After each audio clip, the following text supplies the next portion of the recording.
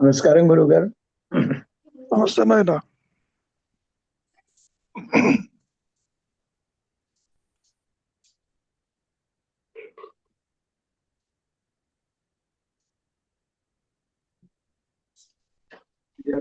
నమస్కారం గురువు గారు.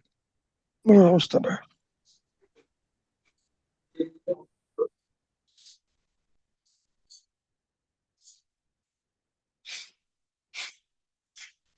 అమ్మా మాట వినపట్టాలా?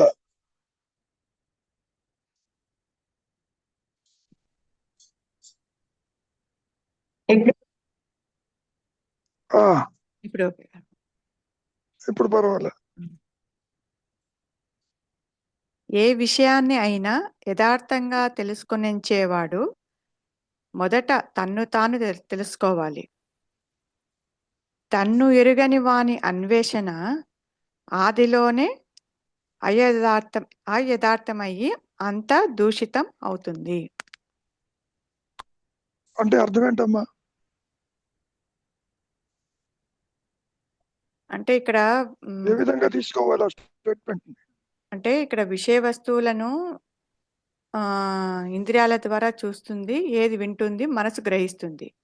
కానీ ఈ రెండిటి వెనకాల ఒక జ్ఞానం అనేది ఉంది. అది లేకపోతే ఇది ఇంద్రియాల ద్వారా మనసు తెలుసుకోలేదు. అట్లాగా జ్ఞానం ఉందో లేదో ఎవరికి తెలియదమ్మా. గురువు గారు జ్ఞానం సంగతి మాట్లాడటంలే. అంటే ఇక్కడ వస్తు విషయాలను ఇక్కడ అన్ని తెలుసుకుంటున్నావు. ముందు నీవెవరు తేలిపోని అంటున్నాడు. అవును గురువు గారు. వస్తు విషయాలను తెలుసుకున్నంతగా నీవు తెలుసుకోలేవు. ఇది క్వశ్చన్ ఇది కాదు. మెల్లిగా చదువు ఇంకోసారి. ఏ విషయాన్ని అయినా యథార్థంగా తెలుసుకొనించేవాడు మొదట తన్ను తాను తెలుసుకోవాలి. That is the point. నీవు ప్రపంచంలో జరుగుతుంది, సంసారంలో కష్ట సుఖాలు ఉన్నాయి, అది ఉంది ఇది ఉంది అని చెప్పి చెబుతున్నావు. ముందు నీవెవరివో తేలిపోతే వాడి సంగతి చూడొచ్చు అని అర్థం. అవును గురుగారు. ఇవన్నీ తెలుసుకునేవాడు ఎవడు, అది ముందు తెలిసిపోవాలి. అసలు వాడు ఉన్నాడా? ఇది దాంట్లో సబ్జెక్ట్ మ్యాటర్. అవును గురుగారు. ఇప్పుడు చదువు అమ్మా. తన్ను ఎరుగని వాని అన్వేషణ ఆదిలోనే అయథార్థమయ్యి అంతా దూషితమవుతుంది అని అంటున్నారు. అంటే అర్థం ఏంటి? నీవెవరివో తెలుసుకోకుండా ప్రపంచంలో ఇది ఉంది అది ఉందంటే అంతా కూడా వేస్ట్ఫుల్ ఎక్సర్సైజ్. దూషితం అంటే ఎందుకు పనికిరాదు. గురువు గారు. అవును ఏమా? అవును గురువు గారు. అంటే అల్టిమేట్ గా నో యువర్ సెల్ఫ్ అనేది మెసేజ్.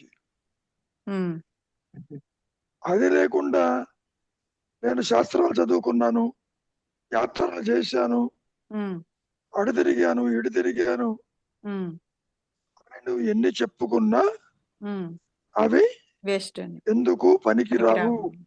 దూషితములు అంటే దూషించదగ్గవి అని చెప్తున్నారు. సరి అయింది కాదు అని చెప్పటం. గురువు గారు. ఇప్పుడు చెప్పమ్మా. అదే గురుగారు. అంటే ఇక్కడ ఇది తెలుసుకునేది కాదు కదా, ఈ జీవుడు తెలుసుకోలేడు. అమ్మమ్మా తెలుసుకుంటాడా లేదా అనేది వేరే సంగతి. ఇంతకీ నీవెవరివి అన్న విచారం చెయ్యకుండా నీవు ఇంద్రియాల వెంట జగత్తులోకి దూకుతున్నావు, సంసారంలోకి పోతున్నావు, కష్టం అంటావు, సుఖం అంటావు. ఇంతకీ నీవెవరివి? తెలుసుకుంటాడా లేదా వేరే పద్ధతి, వేరే ప్రశ్న. గురువు గారు ఎందుకు చెబుతున్నాడు మహర్షి? ఉన్నదే ఆత్మ, లేనిది జీవుడు. అవును గురువు గారు. జీవుడు లేకపోతే ఆ సంగతి తెలుసుకోకుండా మిగతావి తెలుసుకోవడం వల్ల నువ్వు బయటికి పోతున్నావు, అంతా దూషితం అవుతుంది. అంటే దేహాత్మ బుద్ధి జనించినప్పుడు నీవు సత్యానికి దూరం అవుతావు అని అర్థం. గురుగారు. తెలుసుకుంటాడా లేదా, అనుగ్రహంతో ఆత్మ ప్రకాశిస్తుందా లేదా, these are all secondary questions. అవును గురుగారు. ఏమ్మా, అవును గురుగారు. మహర్షి దృష్టిలో ఆత్మ ఎప్పుడూ ప్రకాశిస్తూనే ఉన్నది, కొత్తగా ఏది రాదు. నీవు ఎవరివో తెలుసుకోకుండా, ఆత్మాని గుర్తించకుండా దేహాత్మ బుద్ధితో వెళుతున్నావు, కర్మలాచరిస్తున్నావు, చూస్తున్నావు, తిరుగుతున్నావు. చివరికి అవన్నీ కూడా దూషింపదగ్గవి, రిజెక్ట్ చెయ్యాలవి, అవి ఎందుకు పనికిరావు అని చెప్తున్నారు. ఇంకా ఫైనల్ గా ఏమంటున్నారు, నీవెవరివో ఆత్మవని నీవే తెలుసుకో, ఇది నీవు కాదు అని చెప్పటం. గురుగారు. ఏమా? అవును గురుగారు. ఇప్పుడు చదువు ఇంకేమేమి ఉన్నాయో.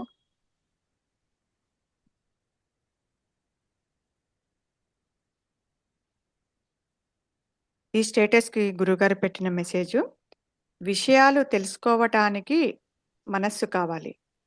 ఆ మనస్సు దేహాత్మ బుద్ధితో మాత్రమే ఉంటుంది.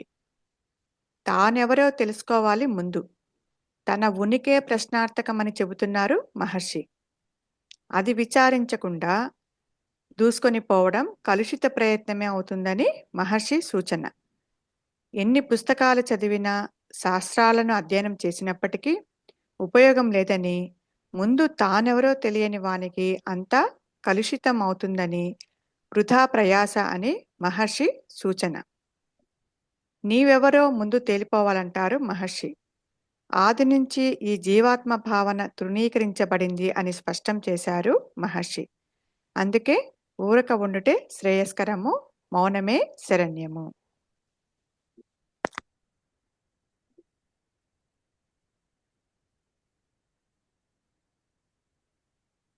ఇంకేమైనా డౌట్లు ఉన్నాయమ్మా?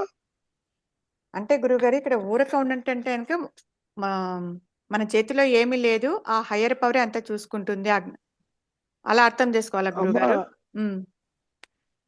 నీవు బయటికి పోకుండా ఇంట్లో ఉండు, అదే ఆలోచించకుండా ఉండు, వృధా ప్రయాసాలు జోలికి పోవద్దు. అంటే మనస్సు ఇంద్రియాలని నీ సహజత్వము ప్రకాశిస్తూనే ఉన్నది.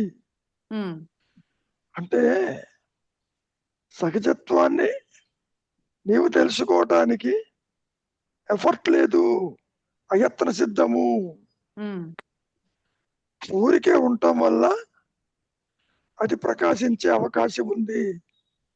నీ ప్రయత్నమే దానికి అడ్డు, నీ ఆలోచనే దానికి అడ్డు అని చెప్పటం. గురుగారు.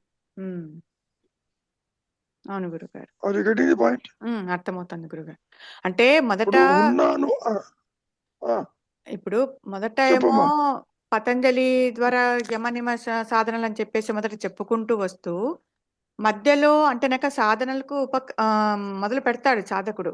ఆ తర్వాత ఊరక ఉండట అనంటేనక తన చేతిలో ఏమీ లేదు, తన వల్ల ఏమీ కాదనే ఉద్దేశంతో అక్కడ తను సరెండర్ అయిపోతాడు. అంతేనా గురువుగారు అది? లేకపోతే అమ్మమ్మ సరెండర్ దగ్గర పోవటంలే, అంటే అనుభవం అయిన తర్వాత అనుభవం జీవుడికి కాదుగా. అంటే అక్కడ ఎటువంటి ప్రయత్నం లేకుండా ఊరక ఉండుట అని అన్నాడు అంతే. అది మెయిన్. అది ఇప్పుడు ఆలోచన లేకపోతే ఆత్మే ఉందిగా. అవును గురువు గారు. ఇంట్లో నుంచి నీవు బయటికి పోకపోతే ఇంట్లోనే ఉంటావుగా. దేహాలను ఆశ్రయించకుండా, జగత్తులోకి దూసుకుపోకుండా, మనస్సుకి పని కల్పించకుండా ఉండు అనేది సూచన. ఆత్మ ప్రకాశిస్తుందా లేదా అనేది సెకండరీ క్వశ్చన్. ఎందుకని? అది ప్రకాశిస్తూనే ఉన్నది. నీవు శుష్క ప్రయత్నం చేస్తున్నావు. ఉమ్, బయటికి పోతున్నావు, పోవద్దు, ఉమ్, ఇదంతా దూషితమవుతుంది, దూషించబడుతుంది. ఉమ్, అమ్మా అది ప్రకాశిస్తుంది లేదు అనేది నువ్వు ద్వైత దృష్టితో చూస్తున్నావు. అవును గురుగారు. అవును. వీడు తెలుసుకోలేడు ఉమ్, అన్న దృష్టితో చూస్తున్నావు. ఉమ్, ఉమ్, వీడు తెలుసుకోలేకపోయినా ఉమ్. ఎప్పుడు ఉండేది అది. ఉన్నది ఉమ్, ప్రకాశిస్తూనే ఉన్నది కదా, ఉమ్. అహం స్ఫురణ. అవును గురుగారు. ఉమ్, అది ముందు తేలిపోవాలి అని చెప్పటం మహర్షి. ఉమ్. అమ్మా ఆ గురుగారు. ఉమ్. ఇంకా ఏమన్నా పీకుతుందా లోపల? లేదు గురుగారు, లేదు.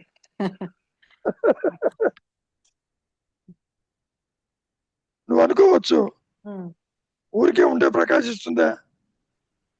ఊరికే ఉండకపోయినా ఆత్మ అహం స్ఫురణ ప్రకాశిస్తూనే ఉన్నది. ఉమ్. అది ఒకటే ఉంటుంది. ఆ గురుగారు. ఉమ్, యూనివర్సల్ కాన్షియస్నెస్ ఉమ్. ఉన్నది, ఎరుక లేనిది జీవుడు, జగత్తు, జీవుడు జట్టు ఈశ్వర ఈశ్వరుడు, భావనలు. ఉమ్, జనన మరణాలు అని చెప్పటం. ఉమ్, నువ్వు అన్నీ తెలుసుకుంటున్నావు ఇక్కడ. నీవెవరివో ముందు అది తెలుసుకో, ఉమ్. తర్వాత వీటిని తెలుసుకోవచ్చు అంటున్నాడు. పాయింట్ అది. ఆ గురుగారు. ఉమ్, ఏమా ఆ గురుగారు. ఉమ్. ఇజ్ ఇట్ అంటే క్లియర్? అదే ఎప్పుడు ప్రకాశిస్తున్న దానిని పూర్తిగా అంటే గనక అక్కడ ప్రకాశిస్తాం తెలియట్లేదు, మూలం తెలియట్లేదు కాబట్టి ఎందుకు తెలియటం లేదు? బ- నువ్వు అదే బయటికి పోతున్నావు. బయటికి పోతుంది. అదే ఇంద్రియాల ద్వారా బయటికి చూస్తున్నాను కాబట్టి అది సత్యం అనుకుంటున్నాను కాబట్టి ఎప్పుడు ప్రకాశిస్తున్న దాన్ని విస్మరిస్తున్నాను. ఉమ్, ప్రకాశిస్తున్న దానికి దూరం అవుతున్నావు, ఉమ్, దూషితం చేసుకుంటున్నావు. ఉమ్, నీ ఆలోచన వచ్చినప్పుడు పరిమితమైన జీవుడిగా వెళ్ళిపోతున్నావు. ఉమ్. ఆ గురుగారు. Is it అవును, not? అవును గురుగారు. ఉమ్, సో ఆలోచించొద్దు, ఉమ్, నిశ్చలంగా ఉండు. ఉమ్. నువ్వు అన్నీ తెలుసుకుంటున్నావు. నీ నీ స్వరూపం ఆత్మేనని నువ్వు తెలుసుకోలేకపోతున్నావు. ఉమ్. Is it not? అవును గురుగారు. ఉమ్. ఇంకేమైనా అనుమానం ఉందా?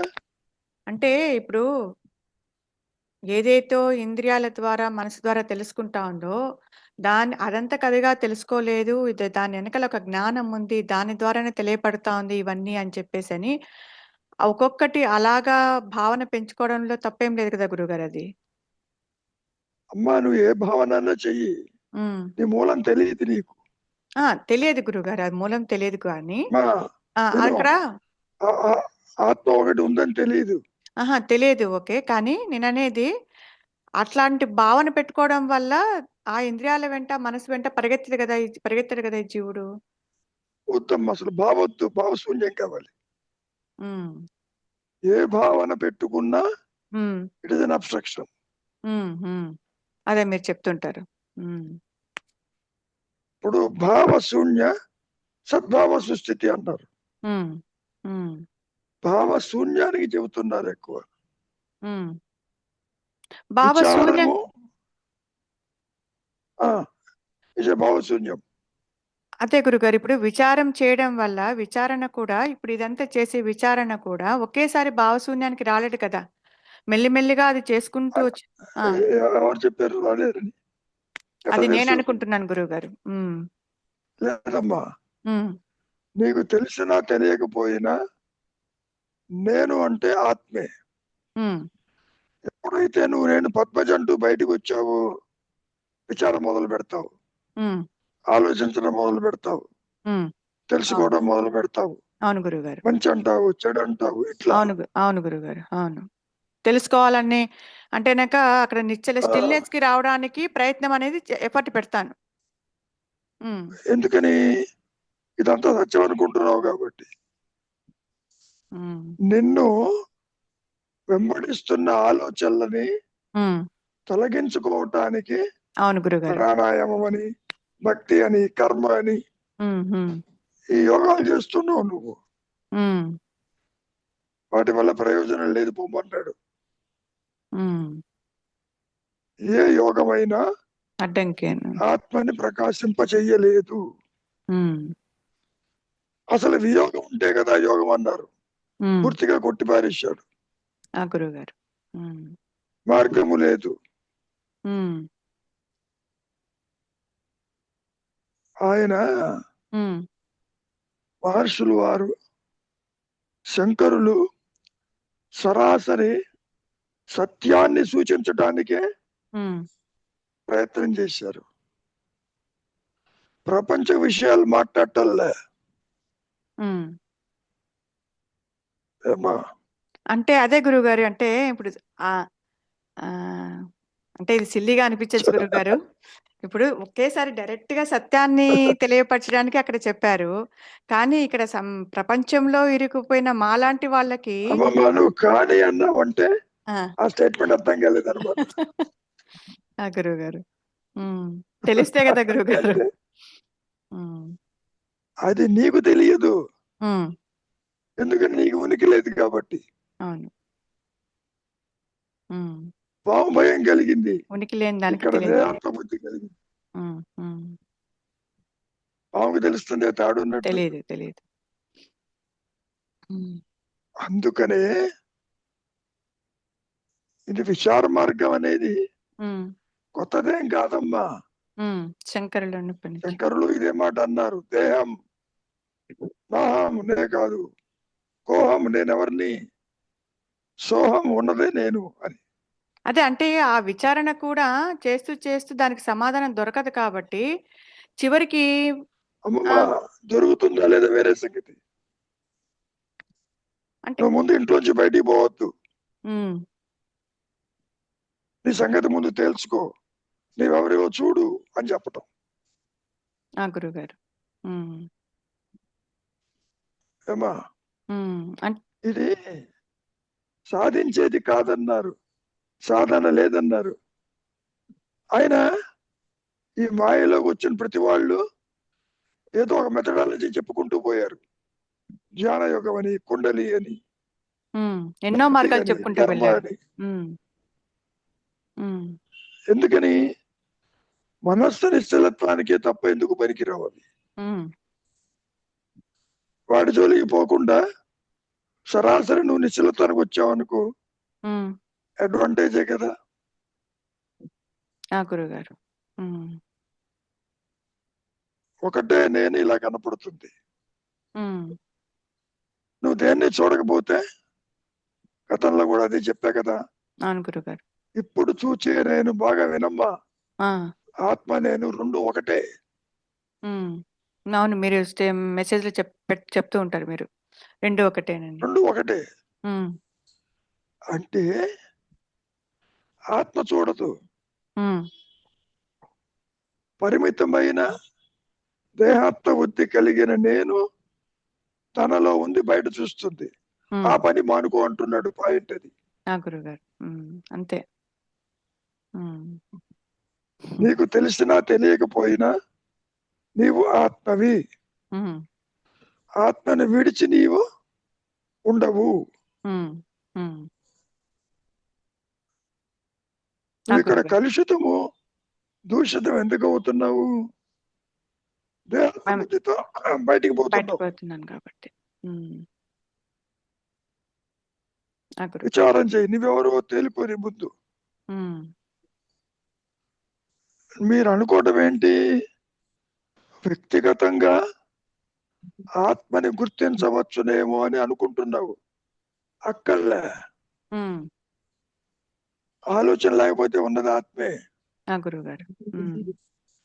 మీకు ఇంకోసారి చెప్తాను, ఈ రెండు కలిసే ఉంటాయమ్మా. గురువుగారు. అహంకారం ఆత్మ ఒక యూనిట్. జీవాత్మ అనే భావనలో జీవ భావన, ఆత్మ భావన కలిసి ఉంటుంది. ఆభరణంలో బంగారం కలిసి, ఆకారము బంగారం కలిసి ఉంటుంది. ఆకారము బంగారం. You apply that here also. గురుగారు. ఆలోచన, ఇంద్రియాలు ఇవి ఉన్నాయి. ఉమ్, దానికి బేస్ ఆత్మ. ఆత్మ. ఉమ్, ఆలోచించకపోతే బేసే ప్రకాశిస్తూ ఉంది. ఉమ్. మరి తేలికేగా, ఇంకా డౌట్ ఎందుకు నీకు? తేలికే గురుగారు. ఉమ్, నువ్వు ఇంకా కాంప్లికేట్ ఎందుకు చేస్తున్నావు? ఇక్కడ దేహాత్మ బుద్ధిని వదిలిపెట్టకుండా సత్యం చూడాలనుకుంటున్నావు, అది కుదరదు. ఉమ్, ఉమ్, ఉమ్, ఆ మాత్రము మూల్యము చెల్లించక తప్పదంటాడు. ఉమ్. అవును గురుగారు. ఎగిరిపోతుంది. ఉమ్, ఉమ్, ఉమ్. ఏమా, ఆ గురుగారు. ఉమ్. ఇంకేమైనా ఉన్నాయా? రవి చేత మాట్లాడిద్దాం. ఆ గురుగారు.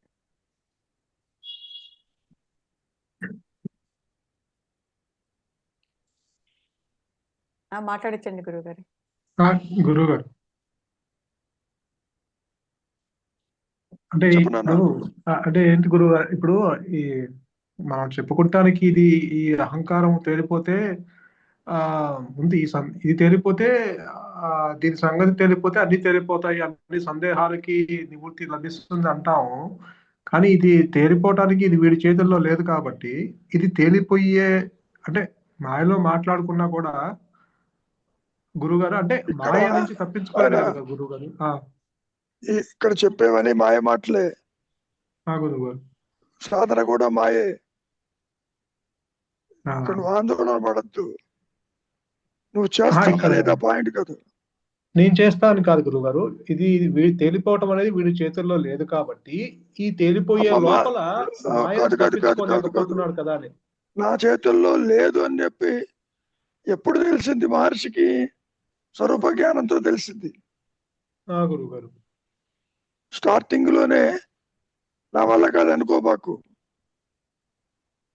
గురుగారు. నీకు తెలిసినా తెలియకపోయినా నీవు ఆత్మవి.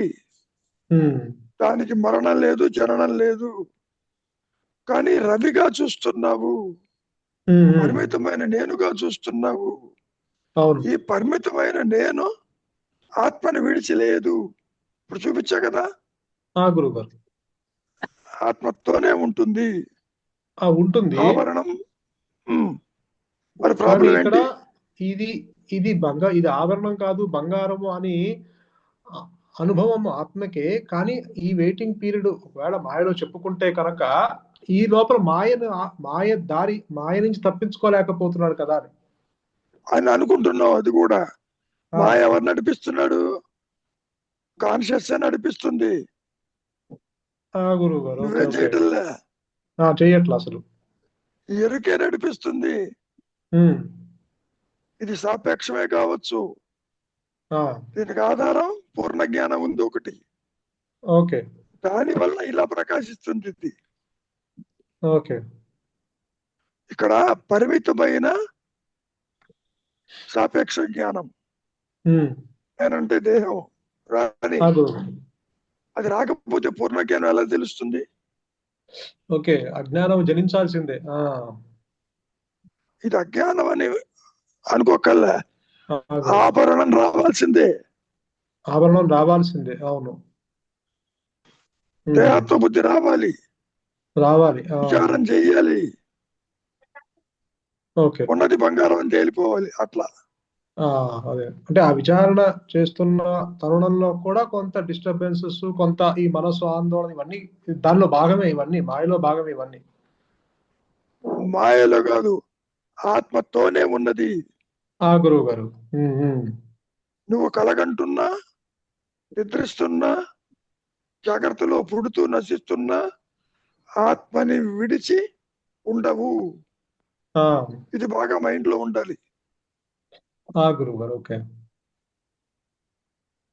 అంటే ఈ ఎక్కడో ఏదో ఎంత విచారణ చేస్తున్నా, లేకపోతే ఎంత చేస్తున్నా ఎక్కడో ఏదో లోపం ఉందా అన్నట్టు అనిపిస్తూ ఉంటుంది గురుగారు. అంటే తెలియట్లేదు నీకు. మూలము ఉన్నానన్న ఎరుక ఉండి తీరుతుంది. అది లేకుండా నీవు రవిగా ఏ పని చేయలేవు. గురువు. ఇవన్నీ చైతన్యవంతం అయినయ్యా లేవా? దేహము, మనస్సు, ఇచ్చినట్ట అవును. పంచభూతాలు, ఇది కలే కావచ్చు. అవును. అన్ని గోచరం అవుతున్నాయిగా. అన్ని సత్యంగానే అనుభవంలోకి వస్తున్నాయి గురు. అవును. ఇక్కడ సత్యము అసత్యం పక్కకు పెట్టు, నువ్వు తెలుసుకుంటున్నావు కానీ. తెలుసుకుంటున్నాను గురుగారు. కాబట్టి నీవు ఉంటే కదా తెలుసుకునేది. ఆ ఉన్నదే ఆత్మ అని చెప్పటం.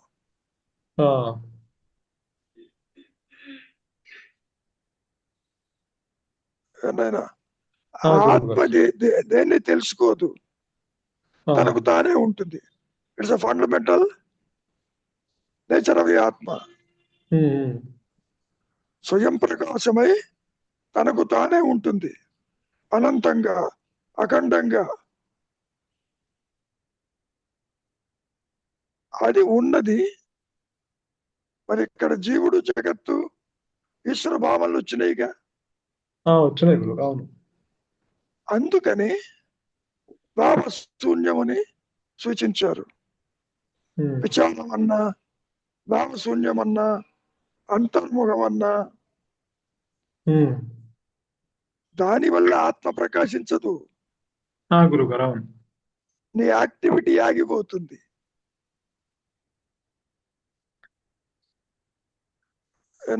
Are you getting the point? గురుగారు. అవును. అంటే ఇక్కడ ఇంకో మాట దేహాత్మ బుద్ధి కూడా లోపం చెప్పాను అంటారా గతంలో. గురుగారు? చూచే నేను ఇంద్రియాల ద్వారా, కంటి ద్వారా చూడకపోతే, వస్తువుని గుర్తించకపోతే తను తాను చూస్తుంది. ఎందుకని మూలానికి వెళ్ళిపోతుంది. గురుగారు. ఆత్మ నుంచి ఏమీ రాలేదు.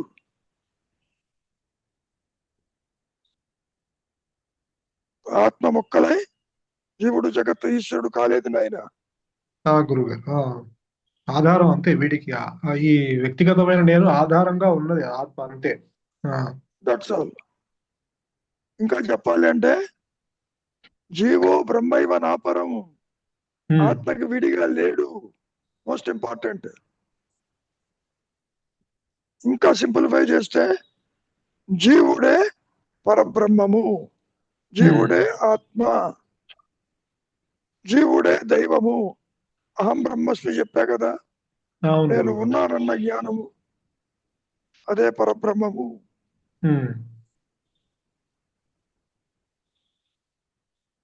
ఏనాయనా? గురువు అంటే ఇక్కడ వీడు తెలుసుకోలేడు. అంటే వీడు తెలుసుకోలేడు మళ్ళీ కానీ తెలుసుకోలేడంటున్నావు.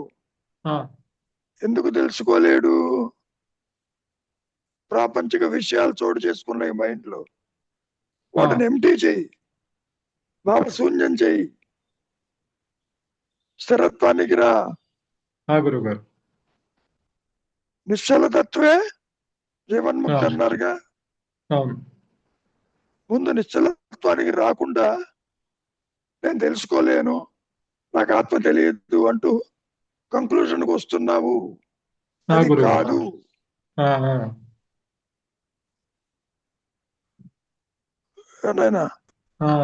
నిన్ను ఆత్మని తెలుసుకోమంటల్లే.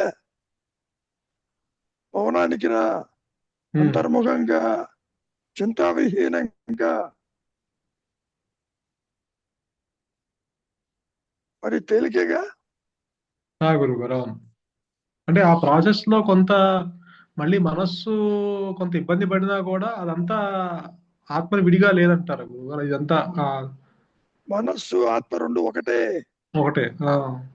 ఆత్మ అంటేనే మనస్సు. ఫంక్షనల్ ఆస్పెక్ట్స్ తీసుకుంటున్నావు, ఫంక్షన్స్ వేరంగా ఉంటాయి.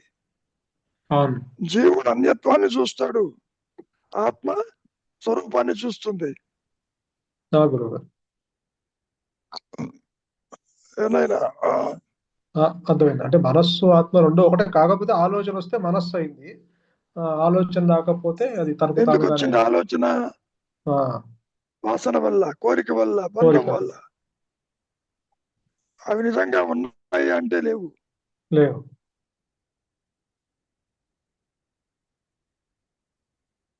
అవి సెకండరీ ఆస్పెక్ట్. అంటే ఇక్కడ అదే గురువు గారు, అంటే మనం ఎంత ఎంత విచారణ చేసినా, ఎంత మనము దీని గురించి విశదీకరించుకున్నా, ఎక్కడో అంటే లోపము అంటే అది ఒక్కొక్కసారి నిశ్చలము, ఒక్కొక్కసారి ప్రపంచంలో దూకటం, ఇదంతా జరుగుతుంది. కారణము లోపము ఎక్కడ ఉంది? దేహాత్మ బుద్ధి అంటారా గురువు గారు ఇదంతా? ఏమంటావు మళ్ళీ చెప్పు, అంటే సౌండ్ సరిగా లేదు.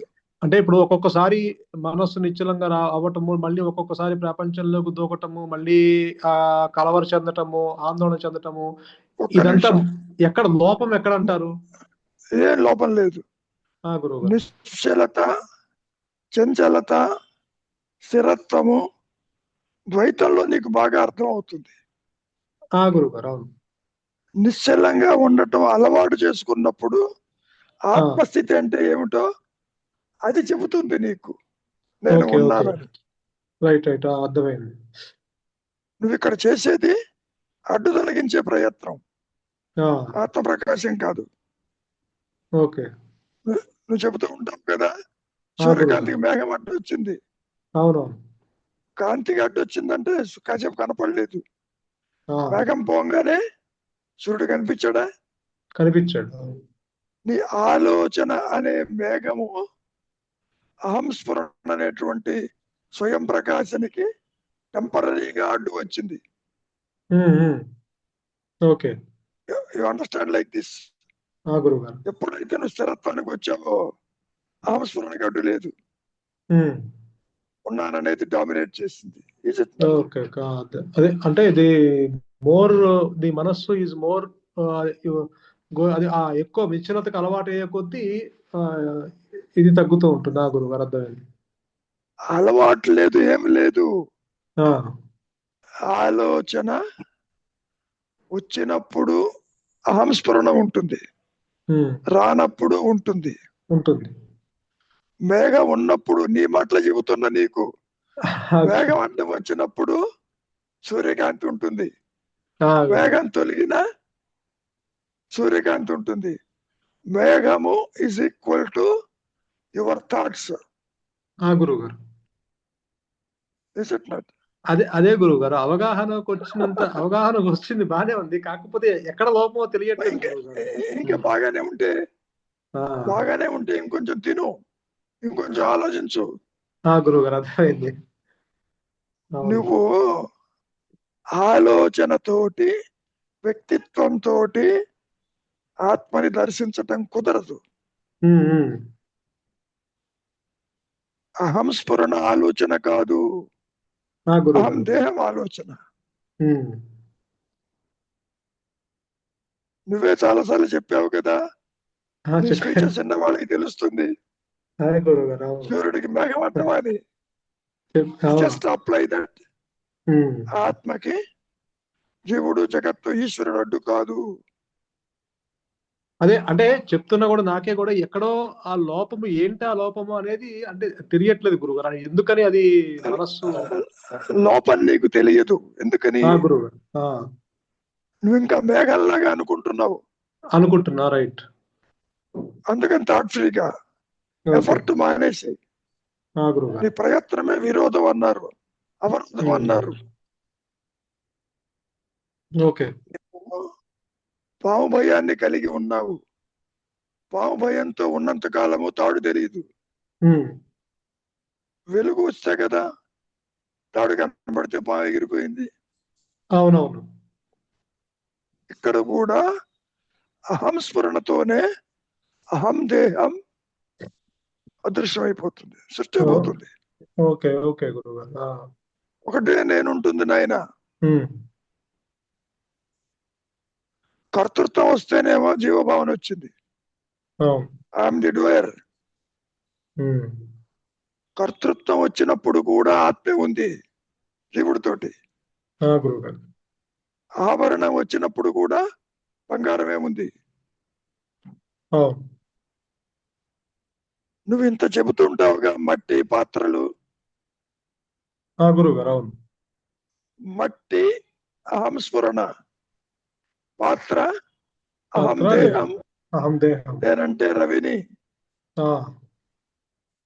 అంటే పాత్రని చుట్టం అలవాటు అయిపోయేటప్పటికి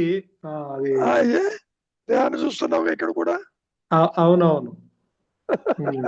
అది అందుకని వ్యక్తిగా చూస్తున్నాను కాబట్టి ఆ వ్యక్తి మనకి ఏదో చూడు తెలుసుకోవాలన్నట్టు. ఆయన చూడటం తప్పు లేదు, గురుగారు. కానీ అహం స్ఫురణ విడిచి అహం దేహం లేదు అక్కడ. లేదు, అది గుర్తుపెట్టుకోవాలా గురుగారు? గుర్తుపెట్టుకోకల్లా మర్చిపోతే చాలు. గురుగారు. ఇప్పుడు ఇదే గుర్తుపెట్టుకున్నావు అనుకో, అహం దేహం లేదు లేదు లేదని మళ్ళీ ఎందుకు జపం చేయటం? అంతే, మళ్ళీ మనస్సుకి పని కల్పించినట్టు అవుతుంది. గురుగారు అవునండి. మనస్సే ఆత్మ. ఇంకా సింప్లిఫై చేస్తా. మనస్సు అంటే ఆలోచన సమూహము దేహాత్మ బుద్ధి వచ్చాక వస్తున్నది. గురుగారు లేకపోతే అదే ఆత్మగా ఉంది. అదే ఆత్మగానే ఉంది. రైట్. ఇంకా నువ్వు అవగాహనకి రాలేదంటావేంటి?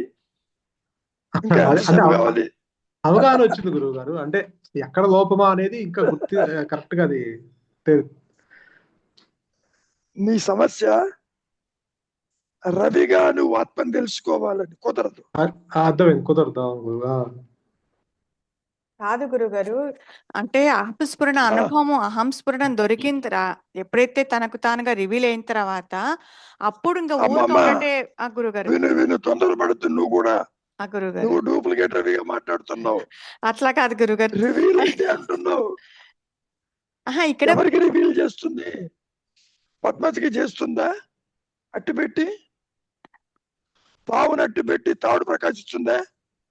నేను ఆత్మ గురించి మాట్లాడడం లే గురుగారు. అంటే నేను ఇక్కడ స్టిల్నెస్, నిశ్చల స్థితి వరకు స్టిల్నెస్ కి రావడానికి రివీల్ కి జీవుడికి కాదు గురుగారు, ఆత్మకి. అది కాదు, ఎవరికి రివీల్ చేయాలి? జీవుడికి రివీల్ అన్నాడు మహర్షి. ట్రూత్ రివీల్ అన్నాడు. సత్యం దానికి మాత్రమే రివీల్ చేస్తుంది. అవును గురుగారు. తనకు తానుగా ఆల్రెడీ ఉందమ్మా. నీకే అనిపిస్తుంది కొత్తగా ఏది రాదని. కానీ గురుగారు, ఇక్కడ ఇప్పుడు నేను అడిగే క్వశ్చన్ ఎక్కడ అంటేనాక, ఇప్పుడు ఎప్పుడైతే తనకు తానుగా రివీల్డ్ అయినప్పుడు అంతవరకు చేసే ప్రయత్నం అనేది ఇక నేను చేయాల్సిన అవసరం లేదని అనుకుంటారు కదా. ఇక్కడ మేము ప్రయత్నం లేదు. ప్రయత్నం అంటే గురుగారు మీరు అంటుంటారు కదా గురుగారు, నిశ్చల స్థితికి రావడానికి ప్రయత్నం అవసరం అంటుంటారు కదా మీరు. ఎందుకని రాలేకపోతున్నావు కాబట్టి. అదే గురుగారు నేను అడిగేది. ఇప్పుడు సత్సంగంలో ఇంతమంది ఉన్నారు గురుగారు, ఒక్కొక్కరి మనోభావాలు డిఫరెంట్ గా ఉంటాయి.